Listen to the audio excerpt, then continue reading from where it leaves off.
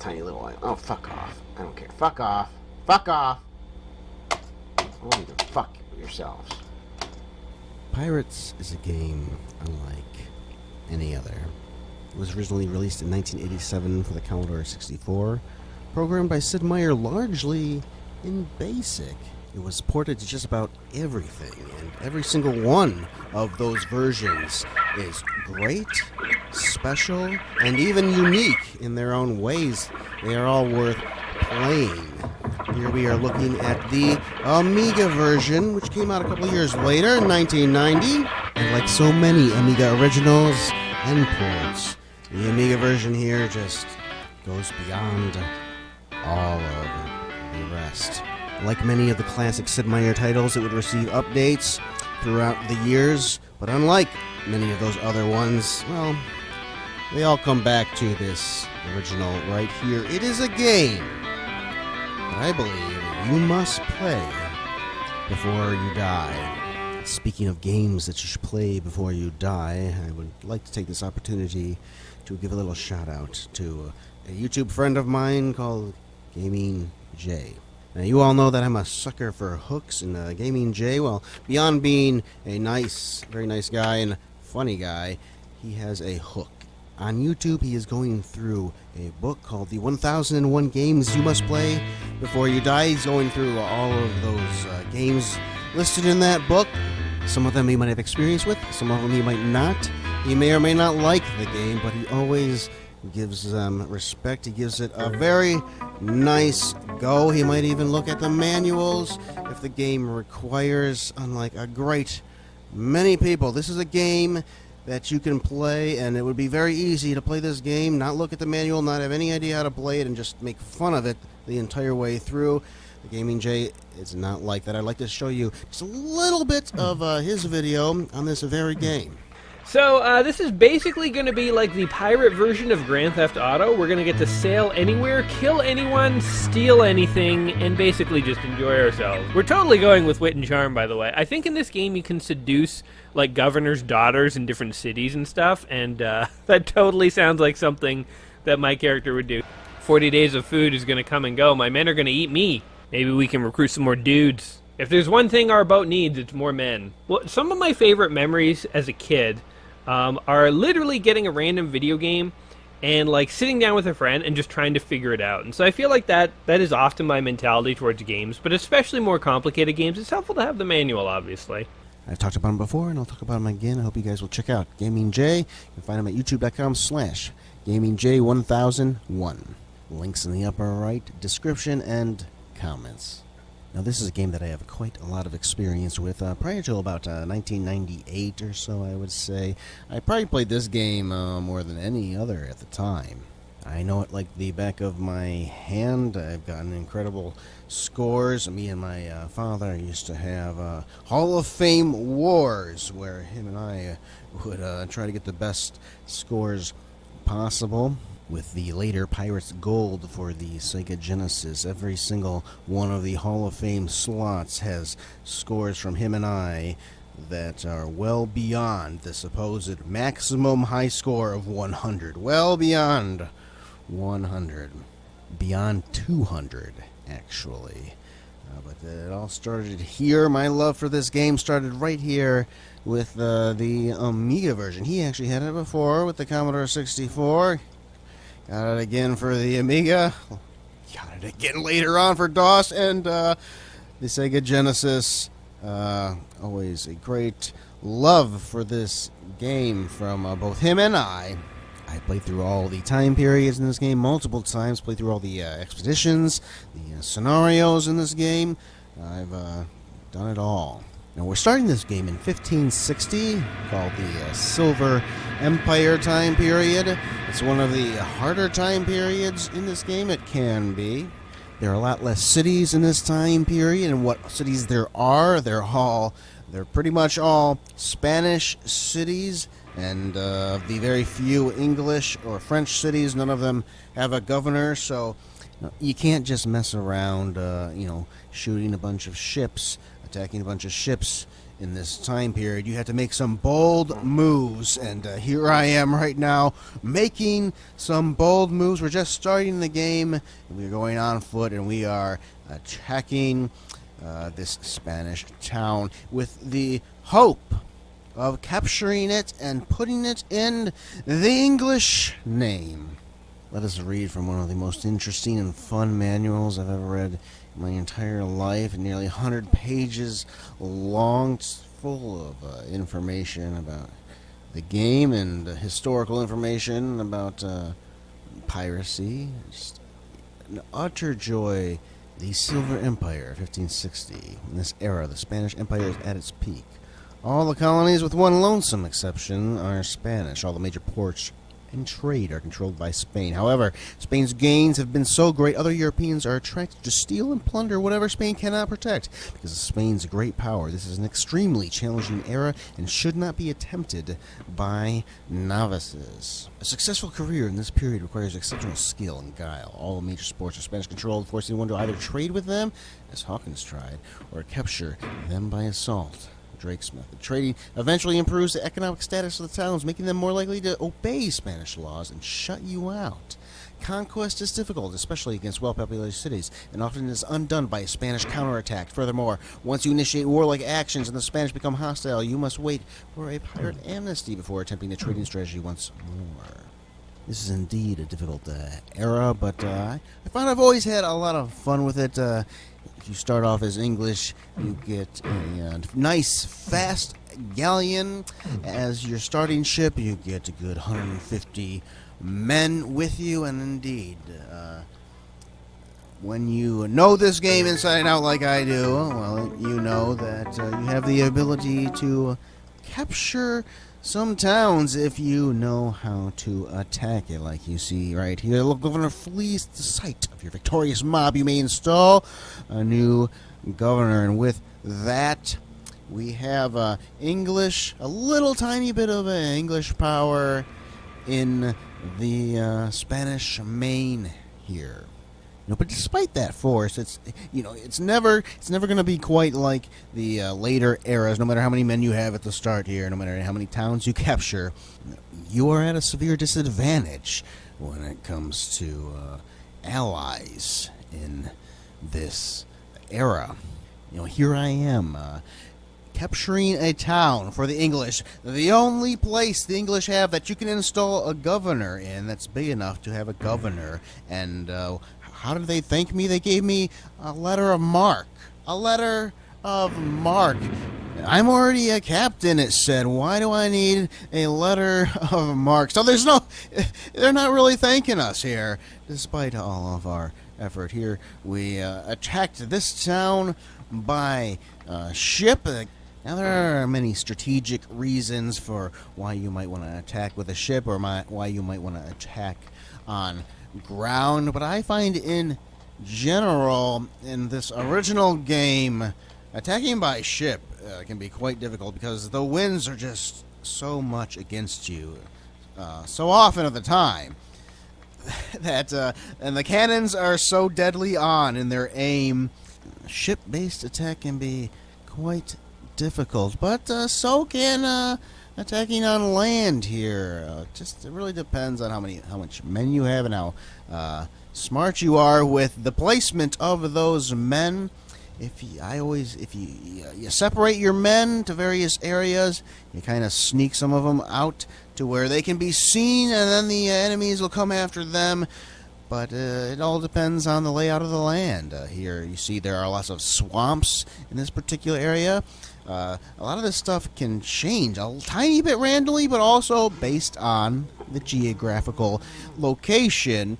That's how a lot of this stuff is generated as well. So there's a lot of little strategic elements in this game. This is by far the most strategic in terms of this game, is the combat on land when you are attacking a town. But we're already getting quite advanced here. Again, you go to a different area, you go to 1660, and you can have quite a wonderful pirating life just attacking ships all day long of various different nations. that are at war, and then you can get promoted that way quite a bit. In this particular era, it's difficult, and we really have to attack these towns. But we can't forget about those ships at all. After all, we need more space to carry more goods and food. We need more space for more men to attack more towns. So definitely pay attention to every time you get a call from the lookout. Now, the Amiga version, actually, well, it supports all Amigas, but I have noticed, I played this game without fast memory a couple of times, because I always kind of felt maybe it ran just a tiny bit too fast with a lot of memory, so I shut off the fast memory, and I noticed certain animations are turned off. Like the lookout, the guy holding his spyglass telling you that there's another ship that's coming into sights. That actually is taken out with less memory, so you have to have 1 megabyte for some extra animations in the Amiga version. I'd like to take a look at the American magazine Amiga World. I'm being held captive by pirates. Rescuers need not apply. You'll flip an eye patch when you see Microprose's first full-fledged Amiga conversion. It's as though this role-playing adventure game had been remade from the keel up. In Pirates, you're a buccaneer, flying one of 4 flags and seeking high adventure in the Caribbean of the 16th or 17th century. There are hearts to be won, rich ports to be conquered, and ships to be sent to the bottom. You don't have to struggle with some arcane interface to do it either, Pirates. There's all mouse and menu. See for a joystick-controlled sword-fighting sequence. Well, actually, it can all be controlled by just the mouse or just the joystick. I think I used to do it as a joystick way back in the day, but I've gotten used to the mouse controls these days. But maybe that's what they dealt with this version here. Look at that picture, that screenshot that they got there. That's not the same menus that you see in what I have in front of you. So perhaps they had a little beta that was a little different. I'm not sure. Pirates is a delight for the eyes and ears. The illustrations that mark key events are like storyboard pictures and are often brought to life with spot animation. The static graphics are rich and vivid. The game leaps from the screen. A lovely harpsichord piece plays at the outset, and you can request one of a dozen other classical compositions on the sailing screen. When the winds pick up, the clouds rush across the screen, and your ship gathers speed. There's a persuasive sense of motion. The game feels like what it's about. On the features wish list are meatier, more complicated play options, and the ability to save the game at any point. As it is, you must return to base first. And if the winds are against you, this can be a deck-swabbing chore. When those winds rise, however, I'm the most willing of captives. $49.95 Microprose, 180 Lakefront Drive, Hunt Valley, Maryland. 21030. No special requirements. Yes, indeed. Hunt Valley, Maryland. Microprose, an American company. Indeed, they did have a division in the UK, but from what I've seen from the names that I've looked up in the Amiga development team, this one was indeed developed fully in America for the Amiga. Just another one of the innumerable NTSC Amiga games that are fantastic. Fantastic games, but are often overlooked online these days in the predominantly European bent that is the Amiga these days. And, of course, if you do see it, well, the emulators default into PAL mode, and no. This is an NTSC game played in NTSC mode with a 4:3 aspect ratio, filling that entire 4:3 screen. No widescreen for these American games, I beg you. Let's switch over to Computer Gaming World from 1988, the Game of the Year Awards, and the winner of the 1988 Computer Gaming World Action Game of the Year is Microprose for Pirates, Sid Meier and Arnold Hendricks. billed as both action and adventure on the package. This game offers strong action sequences such as sword fighting, sailing, and ship-to-ship combat on the Spanish main to add to the adventure aspect of the game. Indeed, if you take a look at the manual for the game, the action-adventure simulation, the world's first swashbuckling simulation, pirates chase fame and fortune on the high seas. From November of 1990, Amiga World, in their top 10 of 1990. Trying to sidestep reality, the third annual Top 10 Games has just what you need. From Spanish galleons to spaceships, from terrorists to giant ants. After many hours of playing research, testers rated each game for quality of presentation. Does the game have good graphics and sound durability? Does it hold its appeal for a long time? And most important, entertainment value. Is the game fun? To prevent repeating ourselves, we decided that only games released since the last ranking, held in July of '89 and appearing on page 23 in the November '89 issue, were eligible. Number 10, Pirates Graphic Adventure. Command a ship of go-for-broke mercenaries visiting 50 towns in the Caribbean and living the life of a 16th or 17th century pirate. The outsets, you can specify your nationality, the difficulty level, your special skills, the years during which you wish to plunder, and whether you wish to mount your own career or recreate one of 6 famous excursions. While the historic expeditions are challenging, controlling the game is simple. With a mouse and menu interface that does not dampen the spirit of the game, you quickly become immersed in the era and the call of the sea. Well, let's see what else we're dealing with here. Number 9, Star Command. Oh, Star Command's a great one there. Escape from Caesar's Castle, which is a Dragon's Lair sequel. A 688 Attack, sub from Electronic Arts. Battle Squadron Stunt Car Racer. It Came from the Desert is number 2, and number 1, Shadow of the Beast. Really? After they just got done saying, we try to weigh the longevity of a game and things like this, and they went with Shadow of the Beast for number 1. A great graphic demo, not the greatest actual game in terms of gameplay. I'm not no, notorious for its difficulty because it's not very well designed, not because it's actually I guess I don't agree with their number 1 choice there, but I definitely agree that Pirates deserves to be on that list. Well, now the best of 1988's Computer Gaming World games might be one thing, and the best of 1990's Amiga games from Amiga World might be another. How about the 150 best games of all time from November of 1996? A very special issue from Computer Gaming World. Pirates makes number 18 of the 150 best games of all time. Microprose 1987, the Amiga version of this hybrid game of exploration, combat, and role-playing was by far the best, with smooth ship combat and fast action sword play. Hey, Computer Gaming World, always fans of the Amiga, a magazine that covered all computer systems back in the day, making it a point right here to mention the Amiga version, as well as Earl Weaver Baseball number 25. They mentioned the Amiga version. They mentioned the Amiga quite a few times in this 150 best games of all time list. Games that you're not really going to see covered from that European perspective these days. These really are.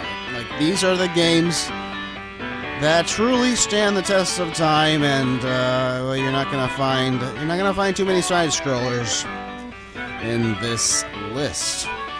And you'll see here that I have captured the Spanish Silver Train, which the Silver Train and the Treasure Fleet, these various cargoes of riches that go from city to city in the Spanish Main and a little bit elsewhere sometimes. Once a year, they They just travel from port to port before returning to Spain or Peru. I believe I lucked upon that particular one, but you can get various information from either pirates or maybe if you've charmed a few women. You can get the rumors about where the treasure fleet is, or the silver train, which is always randomized. So much of this game is randomized. Again, one of the things that does indeed make it one of the greatest games of all times. Every single playthrough of this game is unique. You know, other than having that Hollywood version of what the pirate's life was all about, other than having that be a deciding factor in why I like this game, why I continue to like it all these years later, the randomized nature of this game, the open element of this game. It's a very open-ended game. You set your goals. There's no set ending to this game. You know, you retire when you retire, when you feel like you wish to retire. Now, you know, age can be a factor there. The older you get, the more you degrade in your physical abilities. Eventually, you'll have to retire, but you retire. You don't, you don't do a certain thing, and then the game is over. You've won because you've completed the game's idea of what your goal should be. The game does not have an idea of what your goal should be. It's got a score, depending on the things you do, and life, how rich you are. Your titles in the various nations. You can get a score in this game, but it's just a high score. You set your goals for this game. If you feel like your life will be well spent just attacking ships, all these nations' ships, if that's how you want to make your living, if that's the fun you have, well, you're right. If you feel like you just want to be a trader, you don't want to murder anybody, you don't want to kill anybody, you just want to go from port to port selling goods, you can make a living selling goods from port to port. If that's what you want to do, you are right. If you want to find every single lost member of your family, there are several of them. I am now fighting somebody who knows the whereabouts of one of my family members. If you want to find them all, you want to find the lost Incan treasures, well, you are right. If that's what you want to do, anything you want to do in this game, you are right, because you set the goals. It's an open-ended game. The open-ended games are the ones they have unlimited replay value. Unlimited. Replay value is a funny thing that many magazines used to review games back in the day. The funny thing is they would apply this so-called replay value to games that had no replay value. But they indeed thought they did for some reason. It's some kind of side-scrolling game, and they think it has... They don't understand what replay value means. They think replay value means how many times do you personally want to go back to the game and replay it. That's not what replay value is. Replay value is how unique the game is each and every time you play it. Certain games, it's 100% the same every single time you play it. That has no replay value. I mean, you might love the game, it might have a great story, it might have whatever. You might indeed love the game, but it has no replay value. That is the value in replaying it. It's not a personal opinion. It's based on facts. What does this game offer differently in each single run? Maybe some adventure games might have, various different options, dialogue that you can change along the way. Maybe there are several different endings that you can experience. these are elements of replay value.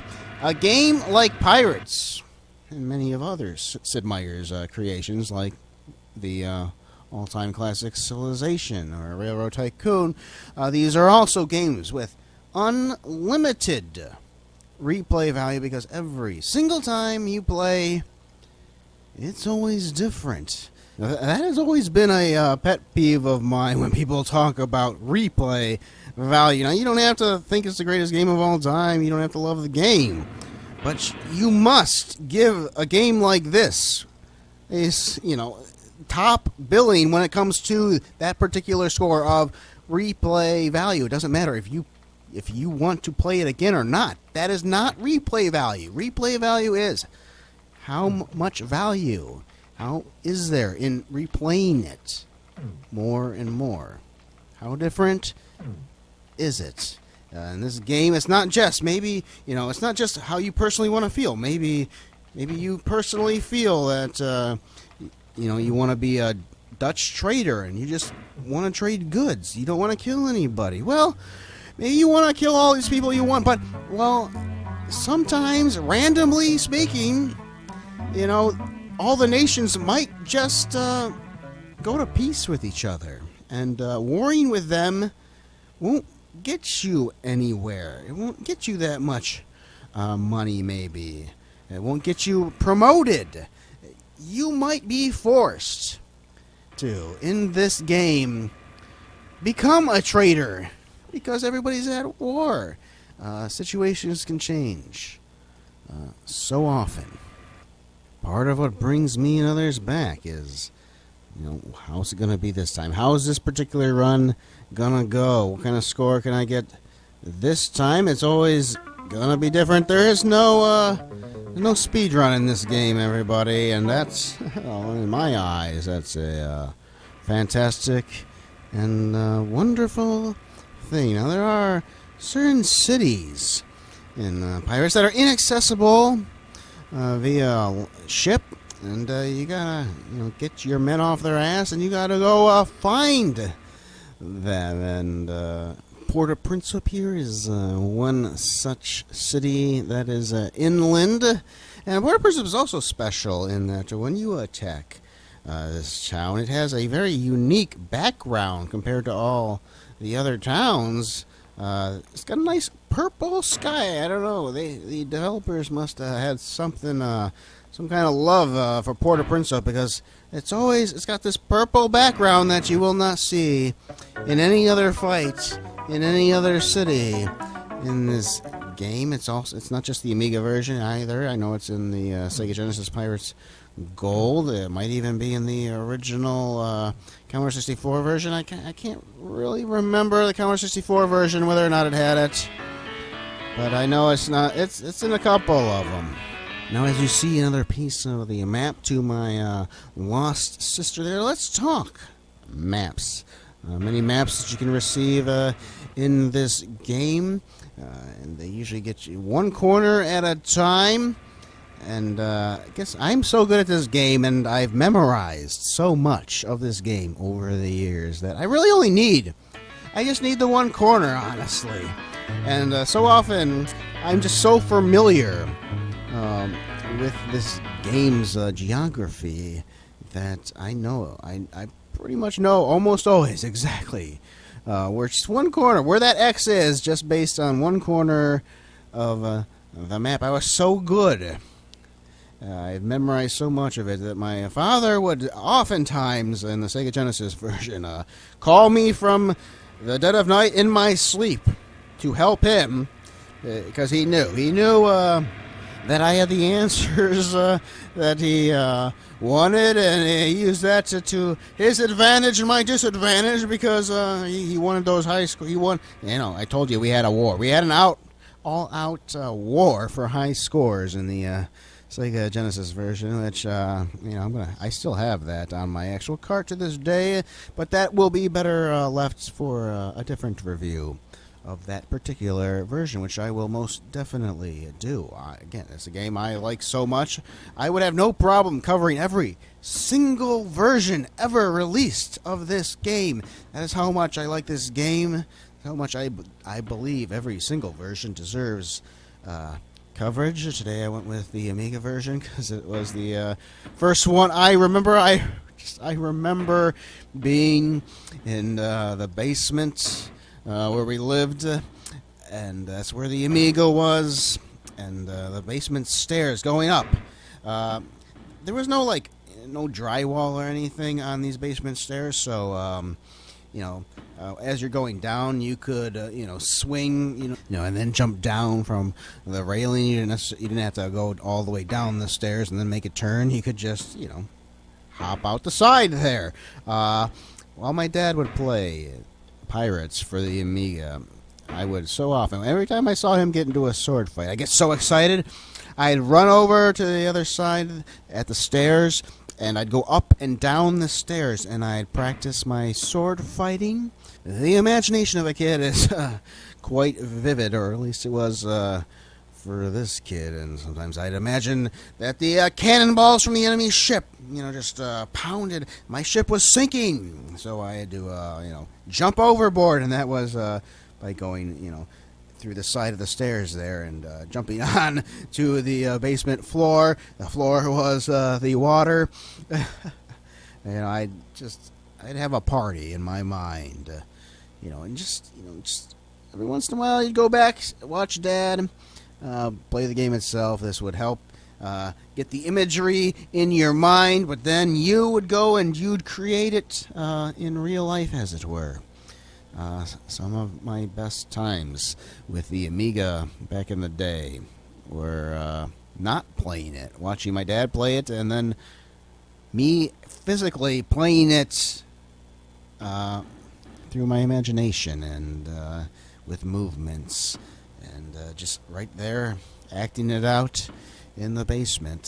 Things I can never forget, things many people might call sappy or stupid. Not me. These are the things you live for as a kid, and these are the things nobody can ever take away from you. These are the things we so wish as children that they might continue into adulthood. We want to become a pirate. I wanted to become a pirate long before I had been to Disneyland and saw the Pirates of the Caribbean ride. Way before the Pirates of the Caribbean movies, which seems to have brought a renaissance in the pirate life. Maybe some people might be attached to a different pirate game that even came out on the Amiga called The Secret of Monkey Island. Well, yeah, maybe that is definitely a charming pirate adventure, but it's told in a humorous way. And this game here lets you involve yourself. I'm not really a religious person. I don't know what's out there, and I have no particular feelings for any particular religion. But have I ever thought about it?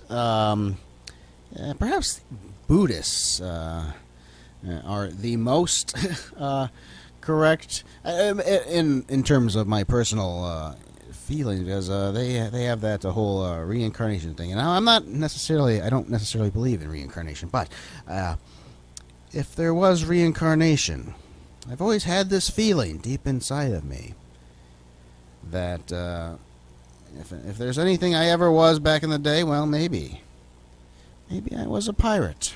Now there's a little bit of insight into my soul there, and well, maybe it's all bullshit, and maybe it's all just because I guess I like pirates. And if I do like pirates, well, I think it had a lot to do with this game, which very much captured my heart.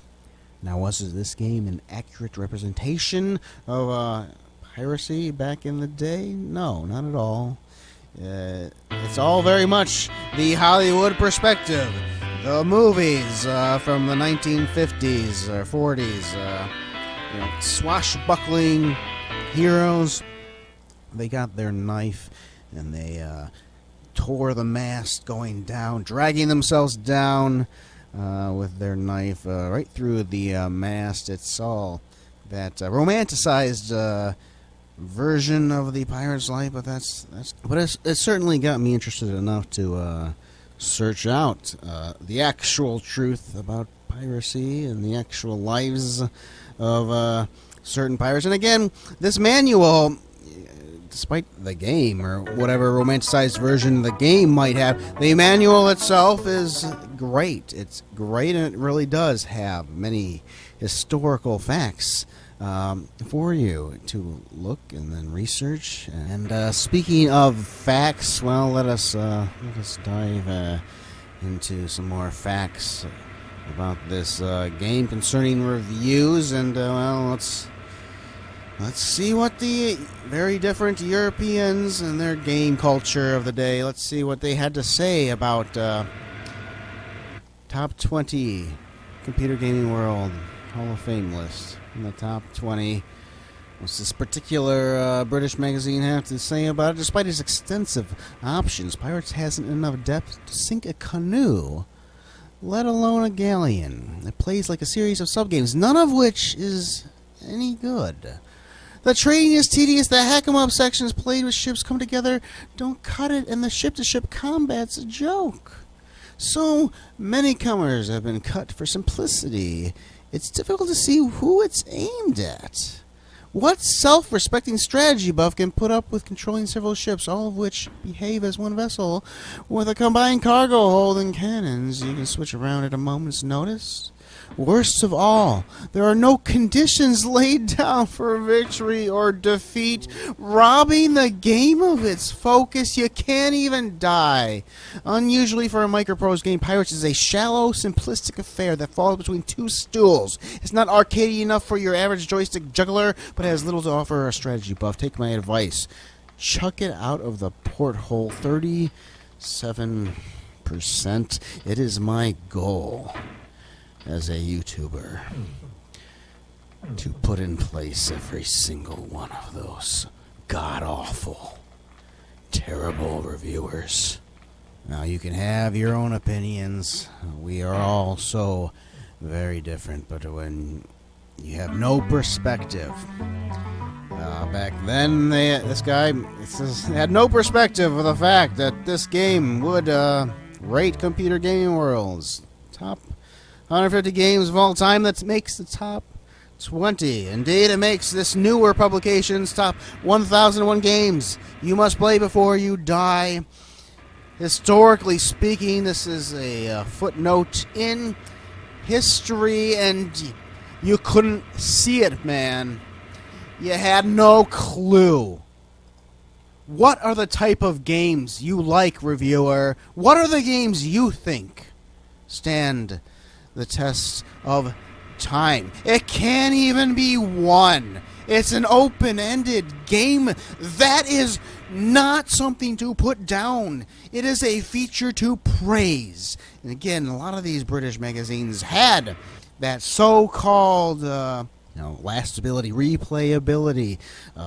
That is a thing that they scored, but obviously they had no idea what the actual meaning of that phrase meant, because this game scores it endlessly. And I'm just...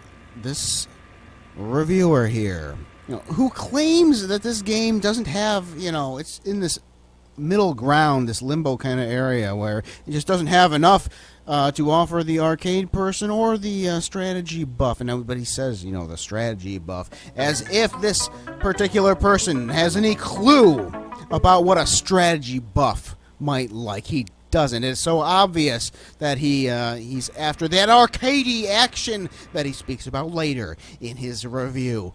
That's what he wants. Well, if that's what you want, how dare you speak for the people who like strategy games? How dare you?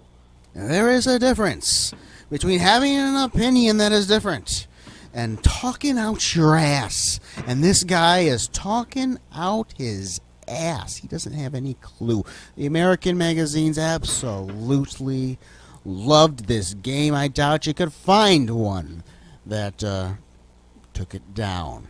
It's okay not to like this game. It might not be your cup of tea, as it were. That is absolutely fine, but you must historically realize that a whole hell of a lot of people do love this game, that a whole hell of a lot of people do enjoy this game, that this game spawned not just, it didn't spawn any sequels, it spawned remake after remake, several remakes, it spawned port after port. You can't be that blind. You can't be that blind. This game came out in 1990 for the Amiga, and this guy has no clue that it made Computer Gaming World's Game of the Year 2 years prior. No clue. No clue. And yes, you can not like a game that a lot of other people like. That's fine.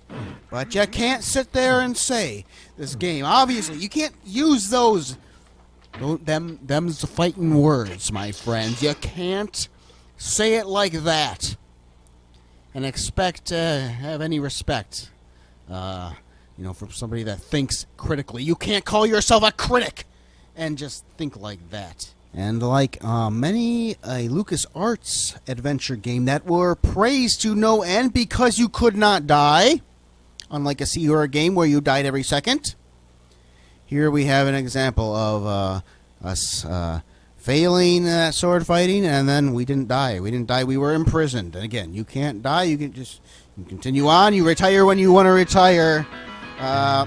Again, you think a little differently. You think critically. You realize that, well, if you just die, well, it's no fun if you just die. You're just going to reload the game anyway. And indeed, even in this instance, all I'm going to do is reload the game, but there's that option there. You don't have to reload the game. You can continue on and have that challenge if you want. That's a thing.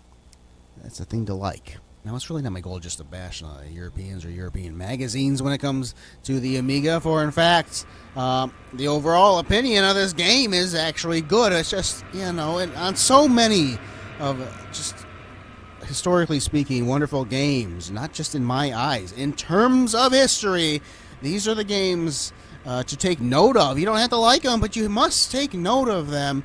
It just seems that quite a lot of the European reviewers, I think these people writing the magazines in Europe couldn't have been more than 15 years old, honestly. It shows in their writing style, in the sentences they write, in the language that they use, and in their irritability and their very short-sighted thinking. Not all of them, no. But it shows, I believe, that we are dealing with age issues with some of these negative reviews. Here we have a British review. £24.95 with a heave and a hoe. We set sail for Blighty-O, matey!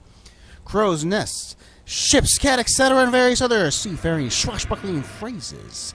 And again, you can tell here that this is, it's not no kid using these words. Pirates, one of the best games Microprose has ever done, has now appeared on the Amiga. Well, this guy, look at this.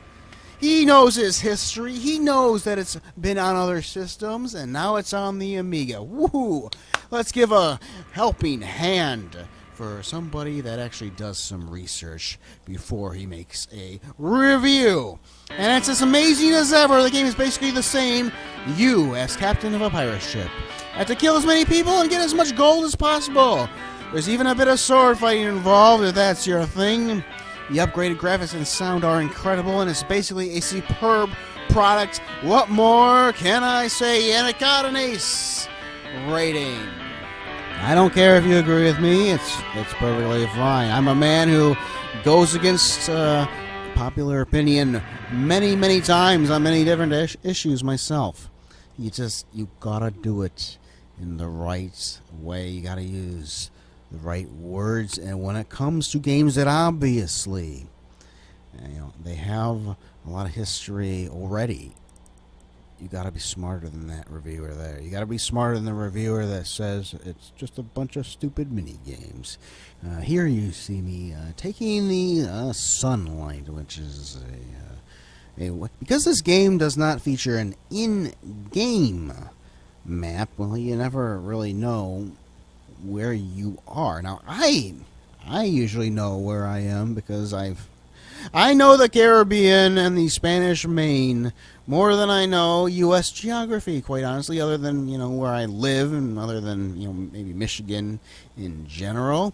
I know my particular area, but I know the Spanish Main and the Caribbean more than the United States because I've seen it so much through playing this game. So I know where I am, but you might not know where you are. So you can take the sunlight, where you can figure out your latitude. Now, on easier difficulties, I believe it will also show you or tell you your longitude as well. But in reality, you can only use this method to figure out your latitude. So you move this device up and down. What is that, a sextant? I'm not even sure of the Navy terms there for this stuff. But you move this device up and down, and when the sun just starts to set, I believe that is when the reading is accurate, or at least you'll get a somewhat accurate reading about there, and then you can consult the map that came with your game. Let's take a look at that map, actually, because it's a pretty damn cool extra, I have to say. Now, what you see before you is a large fold-out map that is not actually the original map that came with the game. I do have one of those somewhere. I can't seem to find it right now, but it's a great...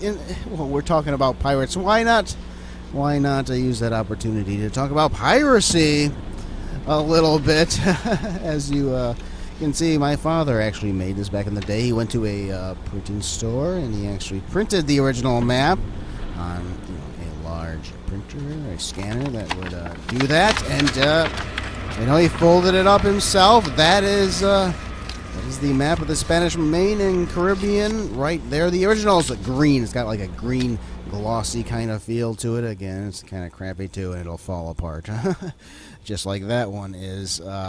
I got two of those black and white ones because he kind of, I think he pirated the game for the Commodore 64 and the Amiga, but we did buy it for the Sega Genesis and for DOS.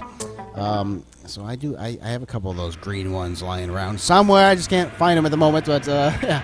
Well, we're talking about piracy. Well, we're talking about pirates. Yeah, well, that's a thing. But in America, we had the manual too. He had the whole manual for the game, the whole 100-page manual. He went to the print store and he printed them out. Now let's talk about Sid Meier, the creator of this game, a little bit. Now, in America, Sid Meier was the closest thing to a god that we had in the computer field. We knew Sid Meier. Why did we know Sid Meier? Well, they put his name on the box. Why did they put his name on the box? Well, it wasn't an arrogance thing, really. Perhaps for some people, it might have been maybe like Richard Garriott and his Lord British kind of stuff that he put in his games. Maybe that had to do with some ego. Sid Meier was already, kind of well known to the people who liked microprose simulations, because Sid Meier was responsible for several of their flight simulators and things. But Adventures on the Caribbean, well, it's a little different than Adventures in a Stealth Fighter.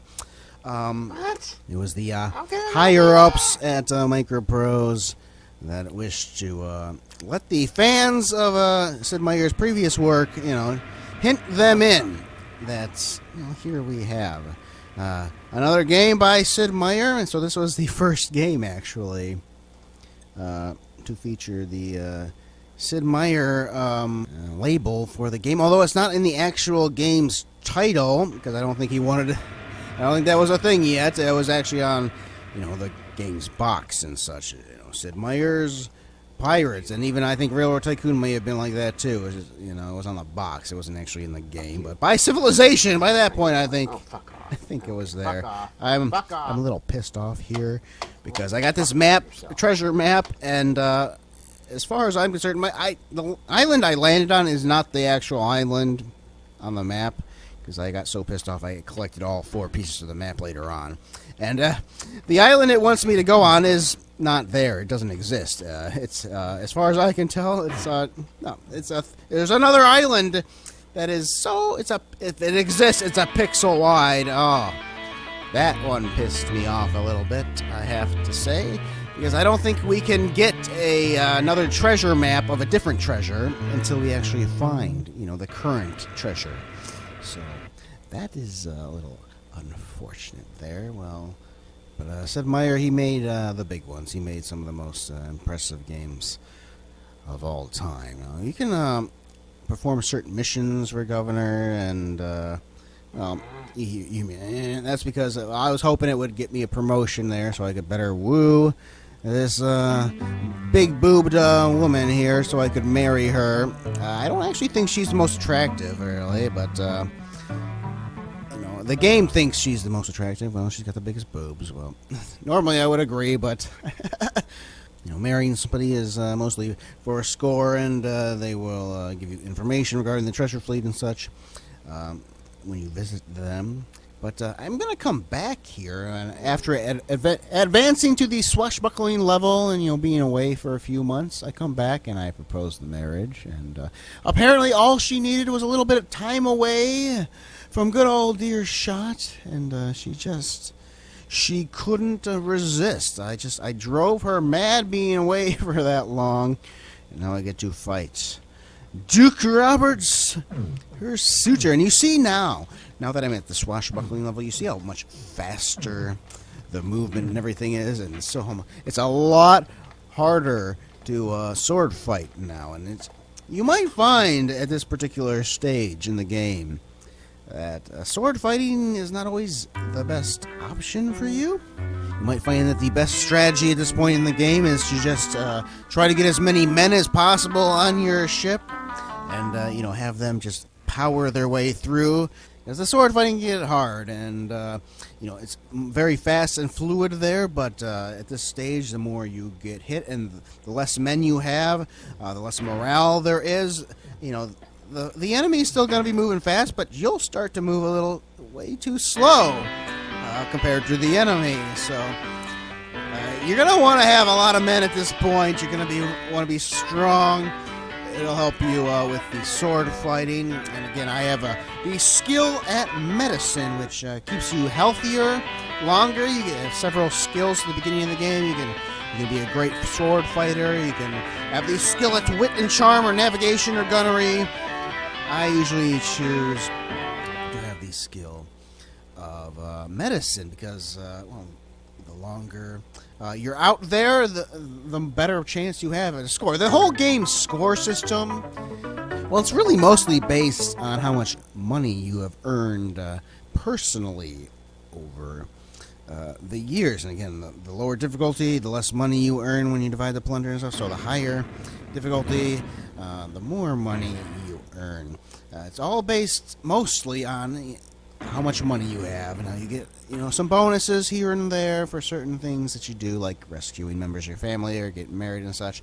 But the main crux of the score in this game, you can have all of those things. All of those things, you can do all the possible goals that this game, allows for you. But, that'll just get you 100 out of 100. But you can actually go above the maximum score of 100. And what gets you there is more money. It's just how much more money can you have? And it's all based on money at that point. So you want to be alive longer. You want to be, sailing the seas longer, which I'm not actually going to do in this run-through because, I don't. All I would be doing is showing you more of the same, and, we're getting to the point where I can't show you too much more of the game because I've shown you all it offers, and I believe this game offers a hell of a lot.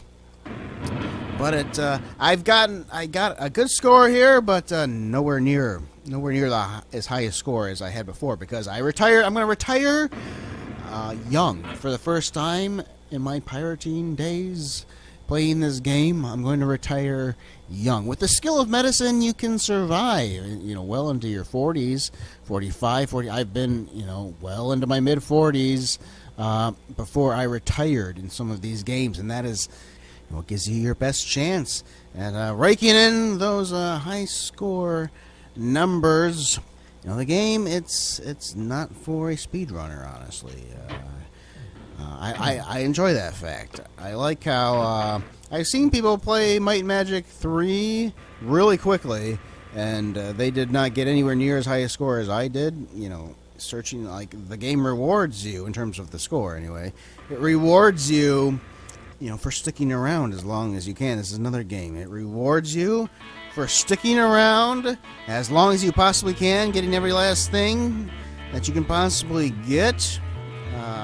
I did everything I could do for the most part, and I did it young. I'm still in my mid-30s. I did it young, but that's not going to get me any credit in this game.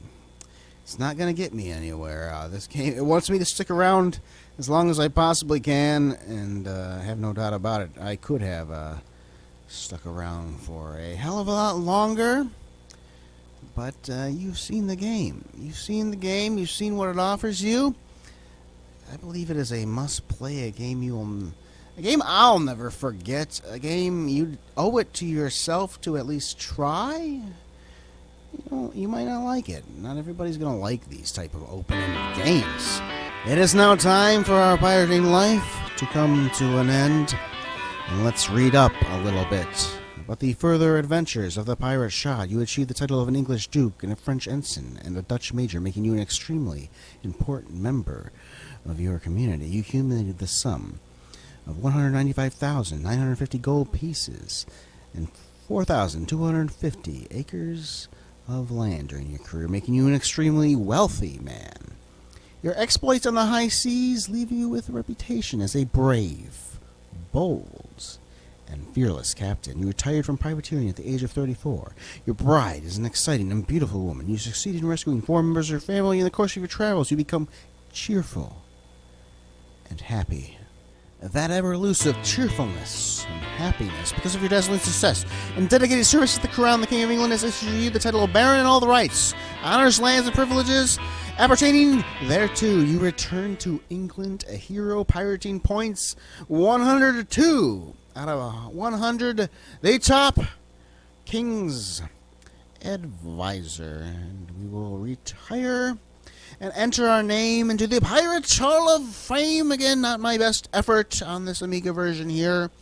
Not my best effort overall either. I've gotten much higher on the Pirates Gold, but I can still get higher in these. You just gotta play longer anyway. But that's Pirates, everybody. A game I highly recommend.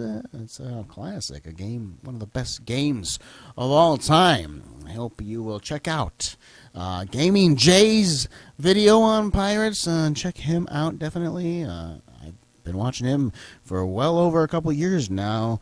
I think you'll enjoy his 1001 Games You Must Play Before You Die series. On December 13th, when this video is published, I will have been making videos for 3 years on YouTube. This is the start of Season 4 of Gaming Memories and Review. Welcome. Welcome to Season 4, everybody. Thank you for sticking around. This nice small channel here. Forever small, I'm sure, but always enjoy making these videos. Check out my last video on Eye of the Beholder, if you would. The end of Season 3. Check out Wing Commander and check out Marble Madness, and stay tuned for another pirate game not too long from now. One I was talking about earlier, The Secret of Monkey Island. Hope you all enjoyed the video. I will see you later. Bye, everybody.